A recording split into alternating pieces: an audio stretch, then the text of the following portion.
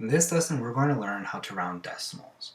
So if you remember our old saying from before, 0 to 4, leave as before, 5 to 9, move up the number line. We're going to be using that, except we're going to be focusing on certain terms here. These here are called tens.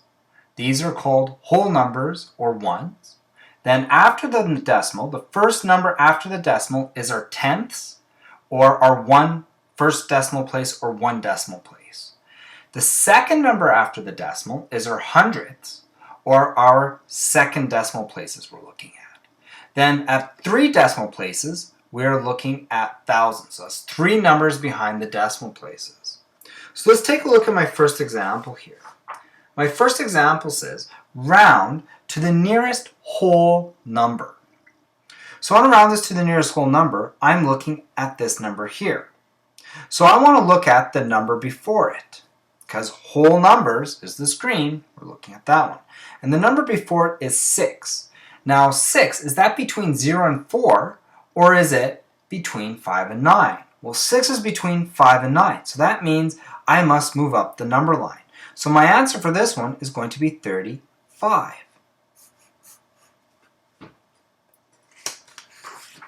Let's look at my next one here. It says round to the nearest tenth. So tenth, that is right here. That is first decimal place. So the nearest tenth or first decimal place. So we want to round this one. So I have to look at the number before it, which is 8. 8 is in between 5 and 9. So in this case, we must move up the number line. So this is going to be 35.7 as we put it to the nearest tenth. Here, my next one, it says again, round to the nearest tenth. Now here we're looking at this tenth is a 9. The number before it is a 6. So in this case, we have to round 9 up to, we have to go up to 10. So since I have to go up to 10, that's going to bump this one up as well by 1. So I'm going to be left with 35.0. as an answer. So I have to definitely remember that 0 because that's the 10th. Because it got moved up, and so that means we have a whole 1 there. Okay, let's look at the next one here. Round to the nearest whole number. So now we're rounding to the nearest whole number again. So I'm looking at this one here. I have to look at the number before it. And if I look at that number 2, 2 is between 0 and 4, so I must leave the number as before.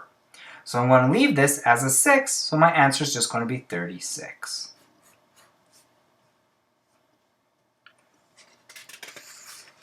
We have another question here. It says round to 3 decimal places.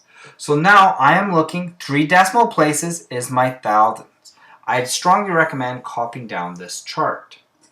So 3 decimal places, I'm looking at this one. So I have to look at the number before, which is 2. 2 is between 0 and 4, so I must leave it as before. So this is going to give me 45.336, and 6 we leave as before. And that is my answer. Okay, let's look at one last question here. This one says round to the nearest thousandth. So I want to put my thousands right there. Okay, we're looking at that 9. Because the thousands is the 3rd decimal place. So I go 1, 2, 3, thousands. Now I look at the number before, it's 5. So 5 is between 5 and 9, so I must move up the number line. So this number here is going to shift to a 10. So I'm going to put a 0 and 10. Now if we look at that, that 1 is added to this 9. So that makes this 9 here a 10. So I have a 0 there. I must add the 1 to this. So this here is going to turn to a 9 as well. So now I'm going to be left with 34.9, and we have 0, 0 for my answer. Because, once again, 5 moves 9 up, one more number. If we move that up, that's 10, so that's a 0 in this place, and we move it over 1 decimal, right?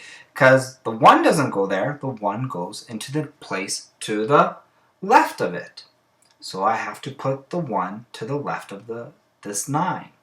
And then we add that 1 to that 9, and that made that 10. So then I have to make this 1 go to the left. So that's what happens when there's a 9. When we round up a 9, it becomes 10. That means the number to the left gets added a 1.